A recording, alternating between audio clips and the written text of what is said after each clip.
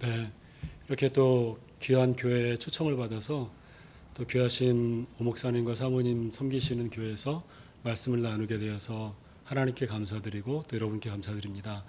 저는 우간다에서 온 박영웅 선교사고요.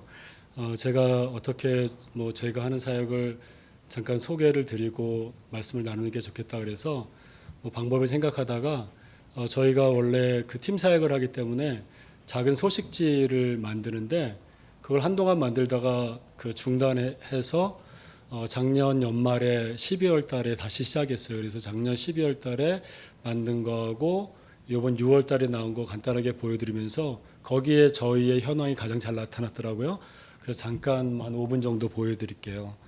그래서 이렇게 보시면 이게 이제 다시 시작한다고 저희가 투게더라고요. 그 반투 언어로 루간다라고 그러는데 그 지역이요. 그 우간다 말로 투겐데가 렛츠고 이런 뜻이에요. 그래서 같이 가자 이런 뜻인데 투게더를 두 개를 같이 써가지고 함께 가자라는 의미로 타이틀을 만들었고요. 그 다음에 넘어가면은 저희는 이런 사역을 맨 온나라 선교회라고 이렇게 미션 투 에브리 네이션 이렇게 되고요. RTC라는 신학교 겸 교사과정 학교를 하고 있는 단과대학 하고 있고요. 그 다음에 교회, 그 다음에 유치원, 초등학교, 그 다음에 다양한 지역 개발의 선교사들이 같이 일을 하고 있습니다. 그리고 넘어가면요, 여기가 이제 함께 일하는 선교사들입니다. 저희는 좀 팀이 좀 커요. 그래서 여기는 이제 지금 14 유닛이 있는데요. 맨 아래쪽에 맨 왼쪽에 계신 분이 최근에 은퇴를 하셨어요. 그래서 이제 저희가 13 유닛이 같이 지금 팀 사역을 하고 있습니다. 그렇게 되고요. 그 다음에 이제 6월호를 보면은 최근에 이제 6월호 때 이게 새로 소식지를 계속 이제 개발하고 있는데요. 그 다음 넘어가 보면 5월 말에 저희 학교 졸업식이 있었어요. 그래서 한 50명 졸업했고요. 그래서 50명 이번에 23회 졸업식이 있어서 나름 의미 있는 행사를 가졌고요.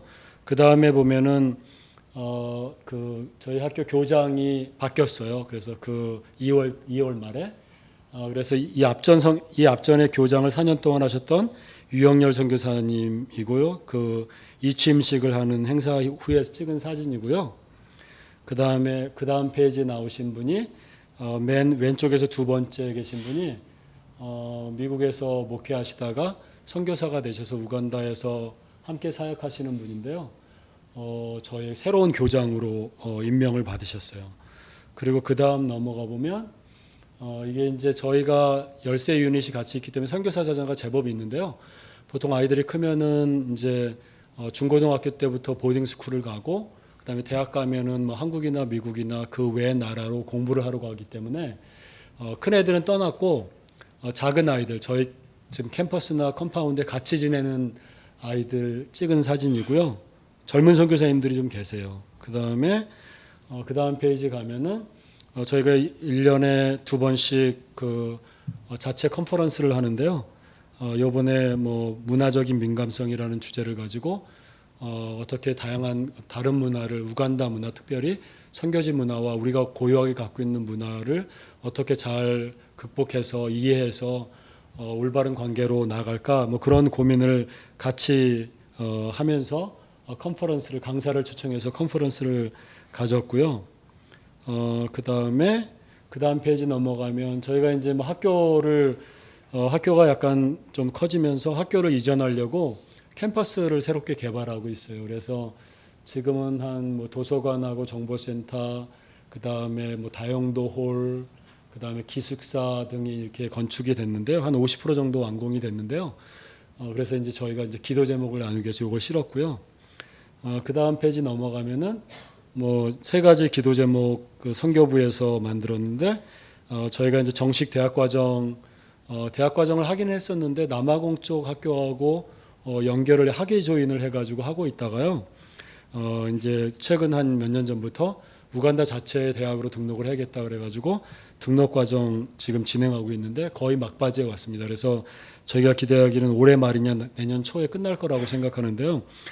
정식 대학 과정 유아교육과하고 음악학과하고 그 다음에 신학과 이 세 개에 있는 단과 대학을 대학과정 등록하는 작업이 잘 진행될 수 있도록 그 다음에 이렇게 정식 대학과정으로 오픈을 하려고 하다 보니까 원래는 저희가 신학과만 염두에 두고 있다 유아교육과하고 음악과가 합쳐지면서 교수진이 좀 많이 필요하게 됐어요. 그래서 뭐 필요한 교수진 확보를 위해서 기도 제목 올렸고요. 캠퍼스 이전하는 것이 이제 2021년까지 저희가 이전해서 옮겨가기로 결정을 했는데 그 과정이 있으니까 그것이 잘 진행될 수 있도록 그래서 그 세 가지 기도 제목 이렇게 올렸습니다. 이렇게 짧게나마 그냥 제 소개는 이렇게 하고요. 저는 거기 열세 유닛 선교사 같이 하고 있는 멤버로서 우간다에서 그러니까 18년 그리고 선교지에서는 아프리카에서는 총 합쳐서 19년 차 지금 사역하고 있는 그런 선교사입니다. 네. 그래서 이번에는 저희 큰애가 저희가 맨 처음에 선교사 됐을 때 2000년도에 4살 4살이었는데요. 그 아이가 선교지를 같이 들어가는데 이번에 대학을 졸업했어요. 미국에서. 그래서 아이 대학 졸업식 참석차 왔다가 학교 도서관하고 몇 가지 개발하는 문제로 만나서 상의할 분들이 있어가지고 지금 졸업식 끝나고 3주 정도 더 있는 기간에 여기를 이렇게 방문하게 됐습니다. 네. 제가 사실 선교 아프리카를 처음 여행한 거는 1996년도예요. 그러니까 이제 그때는 제가 신학대학을 다니고 있었는데요. 대학원 2학년이었죠. 대학원 2학년이었고 서울의 어느 지역에 전도사로서 일하고 있었던 때인데요. 마침 저랑 같이 공부하고 저랑 가까이 지냈던 분들이 우간다 선교사로 한 2년, 3년 전, 그러니까 그 당시 때로 2, 3년 전에 94년, 92년도에 선교사로 나가시게 됐어요. 근데 저에게 계속해서 한번 선교지를 방문하는 게 어떻겠냐 이런 이제 그 말씀이 있었어요. 그래서 그때 마침 한 분이 출산 문제 때문에 한국을 나오게 됐고 한 여자 선교사님이 그 선교사님이 전하시기를 이번에 꼭 한번 우간다를 다녀갔으면 좋겠다 이렇게 초청을 했어요. 그래서 제가 이제 거기에 대답을 세 가지 이유 때문에 가기 좀 어려울 것 같다. 하나는 경비가 보니까 만만치 않다. 두 번째로는 교회사에 가고 있는데 전도사에게 최소한 한 달 정도가 필요할 것 같은데 그때는 한 30시간 정도 걸렸던 것 같아요. 비행기 뭐 네 군데 스테이 해가지고 그러다 보니까 가는데 이틀 오는데 이틀 빼면은 뭐 최소한 2주 좀 넉넉하게 하면 한 달 정도가 필요한데 그 정도 휴가를 받지 못할 것 같다. 세 번째로는 날짜를 잡아서 결혼을 앞두고 있는데 나 혼자 준비하라고 그러고 혼자 갔다 오기에 조금 부담스럽다. 그렇게 대답을 했어요. 그리고 나서 이제 그 주중에 만나서 그렇게 대답을 하고 주말에 교회를 갔는데 목사님께서 그 부교육자들을 다 부르셔서 이렇게 말씀하셨어요. 다음 주부터 딴 사역지를 다 알아보십시오. 이렇게 말씀하셨어요. 그러니까 이제 해고가 된 거죠, 부교육자들이.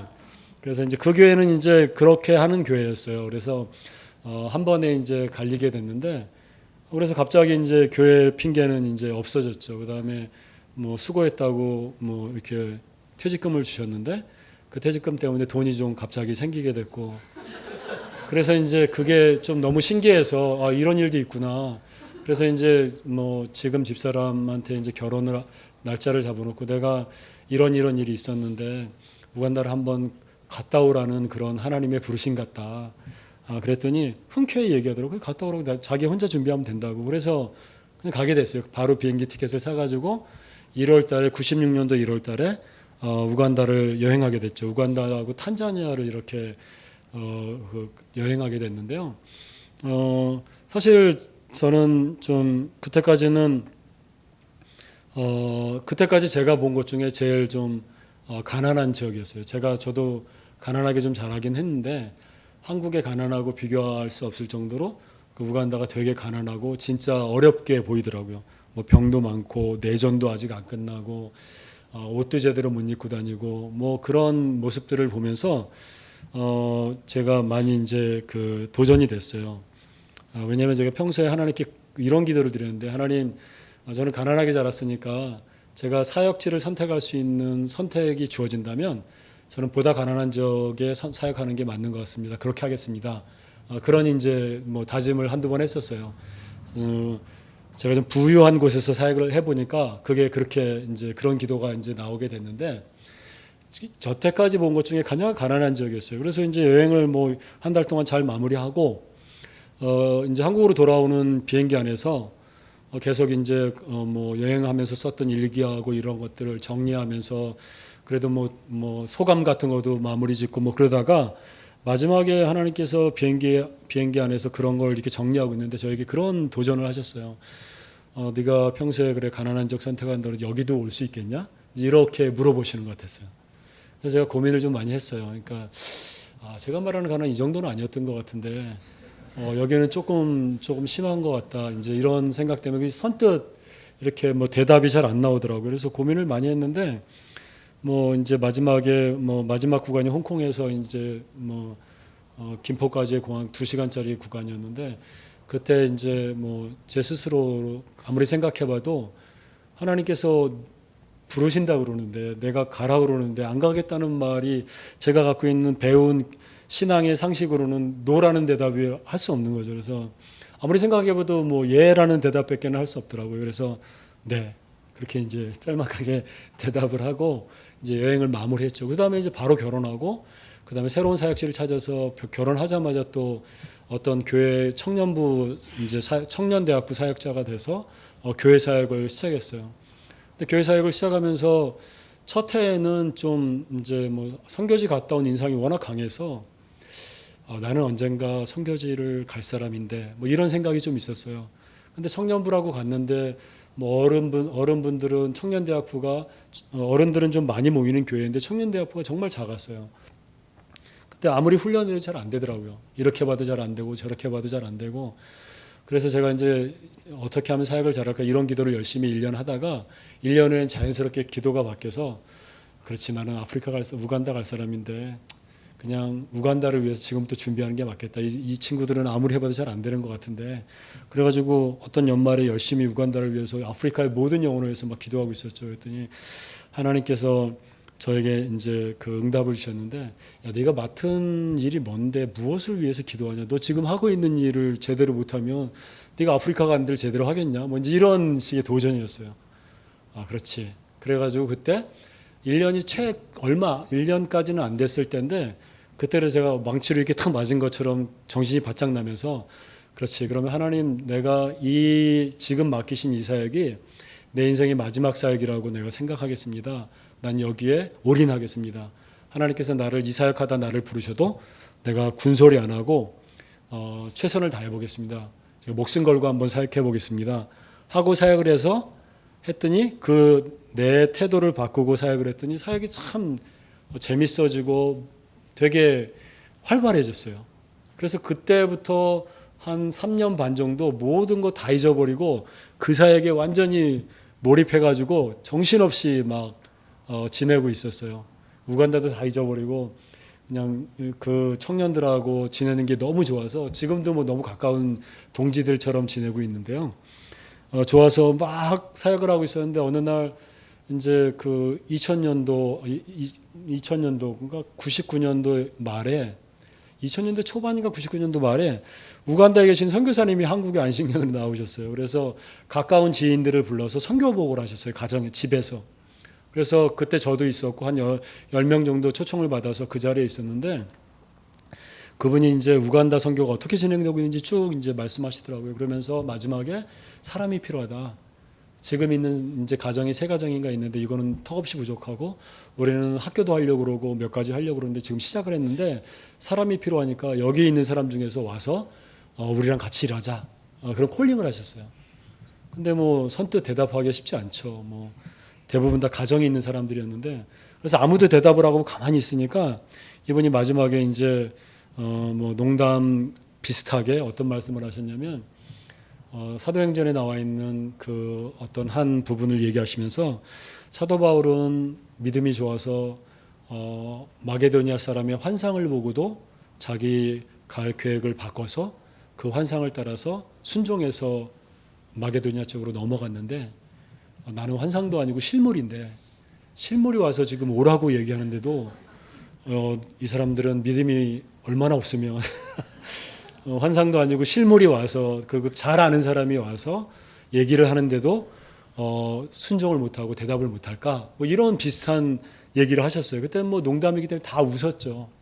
다 웃고 저도 이제 많이 웃었어요. 되게 위트도 있고 재밌다. 그러면서 그러고 나서 집에 돌아갔는데 한 주 동안 내내 그 말이 마음에서 떠나지 않고 계속 이렇게 맴돌면서 계속해서 생각이 났어요. 그래서 그걸 놓고 이제 그걸 붙들고 기도를 해봤는데 그것도 역시나 그치 그 말이 맞네. 지금 사람이 필요하다고 지금 콜링을 하는 건데 내가 안 가려고 하는 이유가 뭘까? 솔직히 물론 이제 여기서 사역을 잘하고 있으니까 뭐 열심히 하고 있으니까 이 사역이 중요하기도 하지만 나는 여기서 이제 거의 5년 가까이 이미 했고 솔직히 내가 대답을 선뜻 못하는 거는 이쪽 사역이 더 중요하다 뭐 열심히 했다 뭐 이런 것보다는 두려운 마음 내가 어린 아이들과 가정과 가족과 함께 그 어떤 약간 척박한 곳으로 들어가게 된다라는 어떤 두려운 마음 때문에 대답을 못했다는 그런 생각. 그래서 정말 하나님께서 이게 하나님의 부르심이라면 어떻게 해야 될까? 기도하면서 고민해 보니까 그 말이 맞는 거죠. 그렇지. 예. 그럼 제가 주님께서 정말 저를 부르시는 거라면 내가 가겠습니다. 그리고 결심하고 상의를 했고 집사람도 동의를 했고 순적하게 돼서 모든 사역을 막 열심히 하던 사역을 갑자기 정리하고 선교 훈련을 받아서 선교사가 돼서 들어갔어요. 근데 들어갈 쯤 이제 저희 교회에서 저를 선교사로 파송하기 위해서 이제 조그만 위원회가 열려서 저를 불러서 우간다 선교에 대해서 여러 가지를 물어보셨어요. 그런데 어떻게 하려고 그러냐? 우간다에 가서 뭘 하냐? 네가 우간다에서 할 수 있는 게 뭐냐? 이제 이런 질문인데 물론 그분들은 뭐 저를 뭐 비꼬듯이 물어본 건 아니에요. 근데 제 한쪽에는 너 같은 사람이 가서 뭘 하려고 그러냐? 뭐 이런 비슷한 생각도 좀 들었어요. 막 질문을 받다 보니까. 그래서 제가 이제 순간적으로 이제 그 짧은 시간에 대답을 해야 되는데 뭐 생각해 보니까 잘하는 게 진짜 없더라고요. 제 자체가. 그래서 열심은 있는데 뭐 제가 그 선교를 미리 준비해 가지고 막 뭐 준비한 사람도 아니고 그래서 대답을 이제 어떻게 했냐면 저는 이제 우간다를 가서 거기에 훌륭한 선교사님들이 계시기 때문에 그분들을 돕는 사역을 하겠습니다. 전 돕는 건 잘할 수 있을 것 같아요. 그래가지고 이제 그렇게 대답을 했고 그 이후로 이제 뭐 교단 선교부에서도 인터뷰할 때나 어디서나 저는 이제 똑같은 대답을 했어요. 저는 그곳에 어떤 이미 사역을 하고 있는 어떤 선교사님들 돕기 위해서 갑니다. 그리고 제가 도울 수 있는 부분이 분명히 있다고 생각하고 어떤 것들을 요구하든지 최선을 다해서 돕겠습니다. 이렇게 얘기를 하고 갔어요. 그래서 이제 우간다 남아공에 들어가서 언어 연수를 좀 더 받고 우간다는 이제 영어를 공용어로 쓰기 때문에 언어 연수를 하고 우간다로 이제 들어갔죠. 가족과 함께. 근데 이제 우간다에 도착하는 첫 해에 저에게 마게도냐 환상 얘기를 얘기하셨던 선교사님이 가족들은 안 계시더라고요. 어디 가셨냐 했더니 다 안식년을 나가셨다는 거예요. 이제 10년 차 돼가지고 이제 두 번째 안식년을 가신 거죠. 근데 선교사님만 남아가지고 한 달 정도 저희랑 같이 있었는데 그분이 이제 한 달 정도 같이 있으면서 저에게 어느 날 그 말씀을 하시는 거예요. 내가 이번에 나가면 안 돌아올 수도 있다. 그러시는 거예요. 그래서 아니 그래서 안 돌아오세요 했더니 그럴 수도 있는데 아직 확실한 건 아니야. 그랬는데 실제로 나가서 안 돌아오셨어요. 그래서 이제 제가 이제 생각하기를 이분이 나를 여기까지 가만히 있는 나를 잘하고 있는 나를 갑자기 오라고 그래서 여기까지 부르셔가지고 내가 진짜 왔더니 떠나는구나. 그래서 이제 뭐 좀 서운했어요. 근데 그분 말고도 한 가정이 더 남아 있었어요. 제가 이제 두 가정을 잘하는 가정이었는데 그래서 뭐 한 사람 갔으니까 그러면 뭐 이 사람을 돕지. 그래서 1년 정도 열심히 뭐 현지 적응 훈련도 하고 리서치도 전국을 다 돌아다니고 언어도 현지 언어 뭐 조금 하다가 잘 안 됐지만 우리는 그래 영어를 쓰니까 영어만 하면 되지 뭐 어떻게 1년을 잘 버텼어요. 근데 이제 두 번째 가정에 이제 그분도 이제 10년 차 돼가지고 이제 안식년을 가시게 됐어요. 2003년도에. 근데 그분도 이제 가면서 그러시는 거예요. 나도 이제 가면은 모르겠다. 근데 이제 그 1년 동안 있으면서 그분이 거쳐가는 과정을 제가 다 봤기 때문에 좀 쉽지 않은 과정이 있었어요. 그래서 그분은 이제 그 과정을 겪으면서 하시는 말씀이 하나님께서 나를 부르신 우간다 사역은 여기까지인 것 같다. 이렇게 말씀하셨어요. 그래서 그분도 이제 가시면서 안 올 수도 있다. 근데 정말 이제 그 말을 딱 듣는 순간 그 1년 전에 들었기 때문에 안 오시는구나 이분이. 떠난 거예요, 그분이. 그래서 제가 이제 되게 몹시 당황했어요. 아니 어떻게 나는 이제 1년 정도 적응 훈련 마치고 이제 한번 사역을 해볼까? 그럼 정말 도와볼까? 뭐가 필요하십니까? 이런 걸 물어보려고 했더니 물어볼 사람들은 다 가고 그때 이제 팀이 있었기 때문에 뭐 서너 가정이 더 있었어요. 거기 저희 팀에.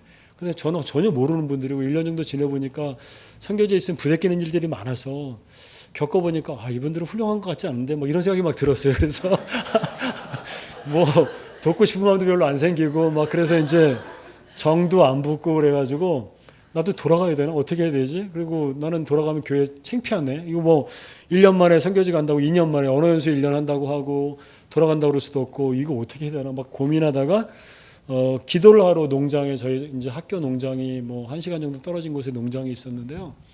농장에 들어가서 이제 기도를 하게 됐죠. 그래서 뭐 한 3일 뭐 이틀 밤 정도 잤던 것 같아요. 거기서 기도를 하다가 마지막에 하나님께서 저에게 그런 응답을 주셨어요. 야, 네가 여기 온 게 그 피 목사가 아니면 피 선교사가 어떤 선교사가 너를 부른 것 같지? 네가 여기 온 건 내가 너를 부른 거야. 딱 그러시더라고요. 그래서 그 이사야 43장에 있는 말씀 있잖아요. 내가 너를 지명하여 불렀나니 너는 내 것이라. 그 말씀을 딱 주셨어요. 그래서 제가 그 말씀을 딱 받는 순간에 참 말씀이 참 신기한 게 되게 복잡하고 생각할 틈도 없이 그 말씀 자체가 그냥 한 방에 제 마음의 복잡한 심정들을 깨끗하게 다 정리해 주셨어요. 그러면서 저를 그 우간다 땅에 제 마음을 정착시켰죠. 그전에는 뭐 복잡하고 생각도 많아서 고민도 많고 잠도 안 오고 뭐 불안하고 막 그랬는데 하나님의 부르심이 확인되는 그 순간에 제 마음이 우간다에 탕 정착이 돼서 제 선교 사역의 가장 중요한 기초가 그때 놓였어요. 사실은 뭐 어떤 과정을 거쳐서 어떤 사람의 초청을 받아서 어떤 사연으로 오게 됐는지는 우리가 다 뭐 그런 일들이 있죠. 뭐 우리가 여기까지 오늘 이 순간에 내가 사는 삶의 자리까지 도달하기까지는 여러 가지 뭐 우여곡절도 있을 수 있고 여러 가지 과정도 있을 수 있고 그 과정에서 어떤 중요하게 역할한 사람들도 있을 수 있죠. 그렇지만 궁극적으로 제가 우간다로 간 것은 뭐 여행도 있고 누군가의 콜링도 있고 초청도 있고 뭐 교회에서 파송해주는 파송교회도 있고 뭐 여러 가지 과정이 있었지만 결국은 하나님께서 나를 그곳에 부르셨다는 것. 나는 하나님의 부르심을 갖고 그곳에 갔다는 것이 제 선교의 가장 중요한 기초가 됐어요. 선교지 있다 보면 부딪히는 일이 참 많아요. 저희처럼 10가정 넘는 팀들이 같이 사역한다는 거는 이건 좀 쉬운 게 아니에요. 원수도 많이 생기고 뭐 서운한 것도 많고 막 이해 못할 일도 너무 많아요. 그리고 막 잘못하면 싸우기도 하고 뭐 저도 좀 싸우는 성격은 아닌데 뭐 축구하다가도 싸우고 뭐 족구하다가도 싸우고 막 그렇게 돼요. 근데 이제 그런 때도 제가 가끔은 누구하고 부딪히기도 하고 서운하기도 했지만 제 마음의 중심은 한 번도 흔들린 적이 없어요. 대의에 대해서는 의심해 본 적이 없어요. 나는 여기 와서 좀 이 사람들하고 이렇게 삐그덕삐그덕 대고 있지만 결국은 가장 중요한 것은 나를 부르신 하나님이고 그분의 뜻이고 그분의 일이다. 이거에 대해서는 한 번도 의심해 본 적이 없어요. 그러니까 그 이후로부터 이제 우간다 땅은 나의 사명의 땅이 된 거죠. 하나님이 나를 여기 부르셨고 나에게 이 사명을 주셨다는 사명의 내가 얼마나 잘하느냐는 두 번째 문제고 나는 이곳을 사수한다. 나는 이곳을 지킨다. 하나님이 나를 혹시 다른 콜링이 있어갖고 다른 데로 부르시기 그것이 확실하게 되기 전까지는 나는 여기 무조건 여기 이 자리를 지킨다. 나는 내 사명이 여기 있기 때문에 나는 나의 사명의 땅에 있겠다. 이런 확신이 제 마음속에 늘 있었던 거죠. 저는 목사고 선교사니까 이런 부르심의 과정이 있었고 이런 간증이 있는 건데요. 사실은 오늘 우리가 함께 읽은 그 고린도전서 12장 12절부터 27절에 보면 되게 유명한 비유가 나와요. 몸에 대한 비유. 뭐 교회를 설명할 때 가장 흔하게 쓰는 비유예요. 근데 마지막 27절에 보면 뭐라고 말씀하시냐면 너희는 그리스도의 몸이요 지체의 각 부분이다. 우린 다 익히 알고 있는 거죠. 저는 목사로서 선교사로서 지체의 일부가 돼서 지금 하나님 나라에서 일을 하고 있는 거죠. 여러분 중에는 모르겠어요. 교사도 있을 수 있고 사업가도 있을 수 있고 정치인이 있을 수도 있겠죠. 그 다음에 무슨 가정주부가 있을 수도 있겠죠. 다양한 어딘가에서 우리가 지금 인생을 살고 있는데 저는 목사로서 선교사로서 우간다로 부름을 받아서 거기에서 주님의 한 몸의 지체가 되어서 이 일을 이렇게 하고 있는데 우리 모두는 기독교인은 몸의 지체가 아닌 사람은 하나도 없는 거죠. 하나도 없는 거죠. 그래서 여러분이 지금 있는 곳에 주님께서 부르셨고 거기서 주님의 한 지체가 주님의 몸의 지체가 되어서 한 부분이 되어서 지금 뭔가를 감당하고 있는 거죠. 에베소서 4장 11절 12절에 보면 뭐라고 말씀하시냐면 그가 어떤 사람은 사도로 어떤 사람은 선지자로 어떤 사람은 복음 전하는 자로 어떤 사람은 목사와 교사로 삼으셨으니 이는 성도를 온전케 하여 봉사의 일을 하게 하며 그리스도의 몸을 세우려 하심이니라. 이런 말씀이 있어요. 여기 잘 읽어보면 주님 안에서의 일이 사역이 선지자나 복음 전하는 자나 목사나 교사만 있는 것 같은데 이 12절의 말씀이 뭐라고 하냐면 이 직분들은 성도들을 온전케 해서 봉사의 일을 하면서 그리스도의 몸을 세우기 위해서 이 사람들을 세웠다라고 그렇게 설명하세요. 그러니까 저는 목사와 선교사로 부름을 받은 것은 제가 여러 성도로서 나는 교회로 부름을 받아서 목회로 부름을 받아서 여기에 24시간 여기서 일하고 있는 거예요. 여기서 이 역할을 이 몸의 지체의 역할을 감당하고 있는 건데 여러분들은 세상으로 부름을 받았잖아요. 그래서 나 같은 목사의 어떤 목사는 여러분들을 잘 섬겨서 잘 세워서 여러분들이 여러분들의 위치에서 주님의 몸으로서 역할을 다할 수 있도록 온전케 하는 훈련하고 세워주는 역할이 저에게 주어졌다고 저는 믿고 있어요. 그러니까 지금 주님께서 요한계시록 21장 5절에 보면 뭐라고 말씀하시냐면 성경의 거의 마지막이고 새하늘과 새 땅이 열리는 그 찰나에 말씀하시기를 보라 내가 만물을 새롭게 하노라 이런 말씀하셨어요. 그러니까 주님께서 하시는 결론 부분에서 하시는 말씀이 나는 지금 만물을 새롭게 하고 있었고 만물을 새롭게 한다. 지금 이 모든 만물이 새로워짐의 정점에 도달한다. 완성된다. 이런 말씀을 하시는 거예요. 그러니까 지금 예수님께서 이 세상 속에서 하나님께서 이 세상의 만물을 새롭게 하는데 그곳에 저희들을 주님의 한 몸으로 부르신 거죠. 구원해 주시고 주님의 몸의 지체가 되게 하셔서 제가 만약에 목사와 선교사로서 우간다에서 무슨 일을 사명을 감당하고 거기가 나의 부르심의 땅이고 사명을 감당하고 있다면 여러분이 부르신 그 자리에서 주님의 부르심을 확인할 수 있어야 돼요. 그 부르심의 확신이 없으면 누구도 그리스도인으로 살 수 없어요.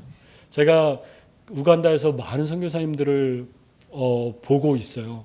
근데 많은 선교사님들이 정착 과정을 가만히 보면 다른 거 없어요. 어떤 사람은 금방 정착하기도 하고 오래 걸리기도 하고 막 그런데 그것을 좌우하는 건 결국은 부르심에 대한 확신이고 부르심에 대한 사명감이에요. 주님께서 부르셨다는 부르심을 확신하는 사람은 흔들리지 않아요. 남하고 잘 싸우지도 않아요. 왜냐하면 바쁘기 때문에. 자기 할 일이 있으니까. 주로 막 서운해하고 막 사람들하고 계속 무슨 분쟁이 생기고 문제가 생기는 많은 부분들은 이제 자기가 꼭 해야 될 일이 사명감이 약해지면 약해질수록 할 일이 없어지면 시간이 너무 많이 남잖아요. 그러니까 이제 여기 가서도 얘기해보고 저기 가서도 얘기해보고 이렇게 싸워보고 저렇게 싸워보고 계속 갈등을 할 수밖에. 선교사들이 그래요. 선교사의 삶이라는 게 10년이 지나도 그 부분이 해결이 안 되면 똑같아요. 저는 성도의 삶도 똑같다고 생각합니다. 여러분, 제가 선교지 나갈 때 정말 큰 각오를 하고 나갔어요. 제가 선교지에 96년도 갔을 때는 싱글이었어요. 결혼하기 전이죠. 제가 96년도 1월 달에 갔는데 96년도 4월 달에 결혼을 했어요. 4월 초에. 그러니까 싱글로 갔을 때 우간다는 엄청 가난하고 힘들었지만 그래도 뭔가 약간 낭만 같은 게 좀 느껴졌어요. 이렇게 사는 사람들도 있네. 막 과일을 막 따먹네. 그 뭐 밖에서는 그렇게 막 귀하다는 막 아보카도가 막 지천에 널렸네. 망고가 막 굴러다니네. 막 이런 낭만. 그리고 하늘은 왜 이렇게 멋있지? 막 이제 이런 낭만이 있었는데 결혼을 하고 이제 2000년도에 다시 우간다로 떠나려고 우간다를 다시 답사를 하게 됐어요. 선교 훈련 과정에서. 그랬더니 완전 달라져 있더라고요. 그때보다 조금 형편은 나아졌는데 왜 이렇게 말라리아 걸린 사람은 많지? 왜 이렇게 에이즈 환자도 많지? 왜 이렇게 먹을 게 별로 없지? 우리 애들은 여기 오면은 뭘 먹으면서 좀 영양 보충을 해야 되지? 뭐 그런 걱정이 너무 많은 거죠. 너무 많은 거죠. 그래서 그런 거를 다 감수하고 내가 한 말도 있고 주님께 고백한 것도 있고 교회 앞에서 고백한 것도 있었기 때문에 막 두렵고 떨리는 마음은 있지만 그냥 눈 딱 감고 탁 결단해서 그래 가자. 뭐 이런 것도 좀 있었어요. 그래서 창피해서 말을 번복할 수 없어서 뭐 그런 것도 좀 있었고요. 그래서 막 갔어요. 그래서 갈 때는 뭐 어떻게 하지 이런 마음도 없지 않아 있었어요. 근데 가서 이제 그 결단을 하고 발을 이렇게 내디디면서 조금씩 가면서 보니까 지금 생각해 보면 정말 말할 수 없는 큰 축복이에요. 이 어떤 지난 18년이나 19년이. 그러니까 결단할 때는 너무 어렵고 힘들었는데 하나님의 큰 축복이 숨겨져 있었던 거죠. 저는 이제 그렇게 생각해요. 뭐냐면 우리가 다 선교사가 아니고 다 목사가 아니고 다 어떤 특별한 전도자가 아니고 다 특별한 상담가가 아니에요. 그렇지만 우리 모두는 다 특별한 주님의 몸의 지체예요. 약해 보일 수도 있고 작아 보일 수도 있지만 모두가 다 지체예요. 우리는 다 부르심이 있어요. 부르심 없는 기독교는 없어요. 그건 불가능해요. 제가 배운 신앙의 상식과 신학의 상식으로는 불가능해요. 우리는 다 똑같은 그런 차원에서 우리는 다 똑같은 선교사라고 저는 확신합니다. 선교지는 따로 없어요. 우간다가 선교주고 무슨 수단이 선교주고 파키스탄이 선교주고 미국은 선교지가 아니고 한국은 선교지가 이런 건 없어요. 그냥 선교사가 있을 뿐이에요. 사명을 확인하는 그 사람들이 사는 삶이 선교고 그 사람들이 감당하는 것이 진짜 선교지 선교지는 따로 있고 어떤 다른 시간에 다른 곳에 있는 게 아니에요.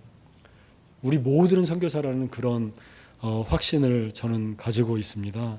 최근에 제가 가깝게 지내는 박일규 어떤 목사라는 분이 한국에 있는데요. 이분은 이제 YM, 그러니까 한국의 예수전도단에서 선교사들을 훈련시키고 그 다음에 그 사람들을 케어하는 그런 사역을 하고 있어요. 그래서 이분이 세계 여러 사역지를 방문하고 있는데 한 번은 이집트를 갔다 와서 저에게 이런 누군가의 간증을 저에게 쉐어를 해줬는데 이집트 갔을 때 한 40대 중반 되는 미국 사람을 만난 거예요. 그래서 그 사람을 이제 만나면서 그 사람의 간증을 듣게 됐는데 이 사람이 이렇게 간증을 했대요. 자기는 이제 40대 중반인데 비교적 하나님의 복을 받아서 일찍부터 사업을 시작했고 사업에 성공을 해서 뭐 돈도 좀 벌었대요. 근데 이제 40대 중반쯤 되니까 자기 마음에 늘 영적인 부담이 있었대요. 나는 언젠가 이 모든 것들을 내려놓고 이 세속의 일들을 내려놓고 내가 하나님께 헌신해서 나는 선교사가 되겠다. 내 젊을 때 하나님께 고백했던 걸 내가 실행해야겠다. 이런 부담이 늘 있었대요. 그래서 어느 날 진짜 가족하고 상의를 해서 사업을 다 정리를 하고 잘 되던 그 사업을 다 정리하고 선교 훈련을 받았어요. 선교 훈련을 쭉 받고 나서 그 다음에 뭐 선교지도 탐방도 하고 뭐 그렇게 했대요. 그래서 이제 선교 훈련을 다 받았을 때쯤에 기도하고 있는데 하나님이 자기 기도 가운데 자기를 찾아와 주셔서 그렇게 말씀하시더래요. 네가 나를 위해서 모든 걸 포기하고 선교 훈련을 받아줘서 참 고맙다. 이렇게 말씀하시고 그래서 내가 너를 위해서 선교지를 하나 마련했다. 이렇게 하시더래요. 그래서 하시는 말씀이 네가 떠나온 그 사업장으로 다시 돌아가서 나를 위해서 선교를 해줄 수 있겠냐. 딱 이렇게 하시더래요. 그래서 그 사람이 되게 쇼크를 받았대요. 아니 나는 선교하려고 지금 거기를 떠나왔는데 나보고 거기 들어가서 선교를 하라 그러니 그래가지고 자기가 기도하면서 고민을 한 가운데 정리를 하고 자기가 진짜로 돌아가서 자기 사업장으로 돌아간 거죠. 뭐 6개월인가 7개월 만에 돌아갔대요. 돌아가서 이제부터는 이것이 내 사업이라고 생각하지 않고 하나님의 선교 프로젝트라고 생각을 하고 하나님 주인의 자리를 하나님께 내어드리고 내가 지금부터는 주님께서 하시라고 그러는 대로 이 사업을 하겠습니다. 이 사업의 목적이 무엇이고 이 사업을 통해서 하시고 싶은 게 무엇이고 하는 것을 내가 이곳에서 하겠습니다. 나는 지금 이것은 나에게 그냥 사업이 아니라 선교입니다. 이렇게 하고 했대요. 그랬더니 직원들도 많이 감동을 받고 사업도 잘 됐대요. 그리고 특히 그 부인과 아이들이 남편이 그렇게 해나가는 걸 보면서 많이 존경하게 되고 자기들도 어느 날 아버지한테 와서 그러더래요. 우리도 주님께 나의 삶의 자리를 주인의 자리를 내어드리고 우리는 이것을 선교라고 생각하고 살겠다 이렇게 말하더래요. 그래서 그분이 그 비즈니스 안에서 그리스도의 주권 뭐 이런 단체를 만들어 가지고 한 뭐 기독교 사업인들 한 40여 명이 같이 모여서 날마다 이제 모임을 하고 있더래요. 그 간증을 듣고 저한테 같이 한번 쉐어를 해주더라고요. 근데 저는 이 간증을 들으면서 내가 오랫동안 정리를 못해서 고민했던 게 이거구나. 저는 이게 오늘을 사는 많은 기독교인들에게 꼭 필요한 간증이라고 생각해요. 우리가 흔히 이제 지내다 보면 교회 안에서 이렇게 저렇게 봉사하고 섬기는 분들 외에는 죄송한데 솔직히 할 일이 별로 없잖아요. 그래서 교회 예배 참석하는 걸로 다 만족하게 되고 또 봉사도 하다 보면 지치고 뭐 이렇게 되는데 사실은 우리에게 큰 선교지가 사명의 땅이 있다는 것을 놓칠 수가 있어요. 그건 뭐냐면 여러분들이 시간을 가장 많이 보내는 여러분의 삶의 자리 있잖아요. 가정이 됐던 직장이 됐던 그 자리가 여러분 한번 선교지라고 생각하고 여러분이 선교사가 됐다고 생각을 하고 한번 다시 바라봐 보세요. 그래서 그 안에서 선교를 한번 해보세요. 그러니까 제가 선교사가 되라는 말씀은 이제 여러분이 만약에 교사를 한다 그러면 그 가르치는 학교가 여러분의 선교지인 거예요. 여러분이 거기에서 누군가를 가르치고 있는 이유는 그냥 내가 어쩌다가 내가 공부를 교육학을 했고 내가 시험을 잘 봐서 교사가 돼서 그냥 거기에 있는 것 같지만 내가 누군가를 위해서 어떻게 하다 보니까 여기까지 와서 여기 와 있는 것 같지만 저하고 똑같이 제가 들었던 그 음성과 똑같이 내가 너를 지명하여 불렀나니 너는 내 것이다. 그곳으로 부르신 분은 주님이세요. 주님께서 여러분을 교사로 사업가로 어떤 사업장으로 가정으로 다 부르신 거예요. 우리는 그걸 고백할 수밖에 없어요. 모든 기독교는요. 그래서 그곳에서 정말 한 사람이 선교사가 되기 위해서 각오하고 다짐하고 좀 두렵고 떨리는 마음이 있지만 참고 누르고 그러면서 결심하고 결단하고 했던 것처럼 그리고 또 어떤 생소한 곳에 가서 정말 그 기도하면서 눈물 흘리면서 뭔가를 해보려고 노력했던 그 선교사의 각오로 여러분의 있는 자리에 선교를 개척해 나가면 다 할 수 있어요. 왜냐하면 성령께서 계시잖아요. 성령께서 우리의 가장 큰 전략이시잖아요. 물론 남에게 우리가 배울 수도 있지만 기도하면 주님께서 다 가르쳐 주신다고 저는 확신합니다. 그래서 여러분의 삶의 자리를 선교지로 깨달으셔야 돼요. 그리고 그 부르심을 확인하셔야 돼요. 그러기 전까지는 거기에 영적인 안정과 기반은 없어요. 늘 불안해요. 늘 개운치 않아요. 내가 열심히 일을 하는데 늘 개운치 않아요. 늘 힘들어요. 늘 도망가고 싶어요. 그렇지만 한번 여러분이 있는 그곳에서 주님의 부르심이 확인되는 그 순간부터는 절대 흔들리지 않아요. 절대 흔들리지 않아요. 그래서 저는 이제 요즘 시간이 다 돼서 이제 말씀을 마무리하겠습니다. 저는 요즘 제가 운동을 되게 좋아해요. 목사님하고도 우간다 있을 때 제가 이제 운동도 많이 하고 그랬는데요. 그 운동을 되게 좋아하는데 요즘은 막 무릎도 아프고 제가 50대 중반 정도 되다 보니까 이제 우간다 사람들하고 운동하는 게 몸에 힘에 붙여요. 계속 다쳐요. 무릎도 다치고 발목도 다치고 뭐 그러니까 이제 학생들도 이제 같이 안 하려고 그러고 주전으로 안 껴주고 잠깐 계시라고 막 이제 조금 뛰는 거 아프면 나오라고 빨리 이제 막 이러니까 제가 이제 알게 모르게 좀 마음에 좀 자존심이 많이 상하고 그러는데 요즘 기도하다 저는 이제 그런 생각을 하고 있어요. 내가 이제 완성된 주님 나라에 가면 완벽한 몸을 갖는다고 하시니까 내가 그때 한번 마음껏 축구를 해봐야겠구나. 내가 하늘나라에 가서 완벽한 몸으로 정말 아무리 뛰어도 지치지 않는 몸으로 하늘나라는 우리가 이 세상에서 경험하는 모든 부정적인 것이 다 없어지고 우리가 이 땅을 살면서 경험하는 모든 긍정적인 것이 그냥 그 좀 최대치까지 맥시마이즈 된다 그러니까 그날을 기다리는 거죠. 내가 언젠가 주님 나라에 가서 마음껏 배우고 싶었던 배드민턴도 완성하고 축구도 마음껏 해야겠다. 아무리 뛰어도 다치지 않고 아무리 이기고 져도 서운하고 상처받는 사람이 없고 내가 그곳에서 마음껏 한번 운동을 해버리라. 그래서 천국의 소망을 가지고 제가 지금 살고 있는데요. 이 땅은 그런 것 같아요. 우리가 하나님 나라 뭐 누구는 그러더라고요. 우리가 지금 살아가는 이 땅의 삶은 책 겉표지에 불과하다. 우리 인생의 진짜 챕터 1은 하늘나라에서 시작될 것이다. 저는 이 표현을 되게 좋아해요. 그리고 거기에 동감해요. 우리가 이 땅을 살면서 우리가 의도하든 의도하지 않든 여러 가지 경우들을 많이 겪게 되고 일이 틀어지기도 하고 뭐 우여곡절을 겪지만 우리가 이제 하나님이 우리 인생을 이 땅에 보내셨을 때 처음에 의도했던 그 아름다운 삶은 천국에서 본격적으로 시작될 거라고 확신하고요. 이 나그네 같은 과정을 지나면서 그래도 우리를 붙들어줄 믿음과 소망이 필요한데 이 부르심에 대한 확인이 누구의 부르심이 아니라 나의 부르심에 대한 확인이 내가 누군가의 선교원금 조금 보냈다고 여러분 선교하는 거 아니에요. 저 그거는 아니라고 생각해요. 보내는 선교는 하나님만 하시는 거고 여러분이 누군가를 도울 수도 있고 협력할 수도 있지만 진짜 선교는 여러분 삶에 있어요. 다 선교사가 되셔야 돼요. 우리가 이런 어떤 나그네 같은 이 땅의 삶에 천국을 바라보며 소망하는 가운데 주님께서 천국을 완성해 가는 일에 우리를 부르셨는데 그것이 선교의 큰 그림이라고 저는 믿는데 그 일에 적극적으로 여러분이 하시는 일을 선교지화하고 선교의 사명을 확인하셔서 좀 더 열심히 좀 더 적극적으로 천국의 열매를 맺어가는 그런 귀한 우리 뉴스종교회 성도님들 되시기를 주님의 이름으로 권면하면서 축복합니다. 다 같이 기도하겠습니다.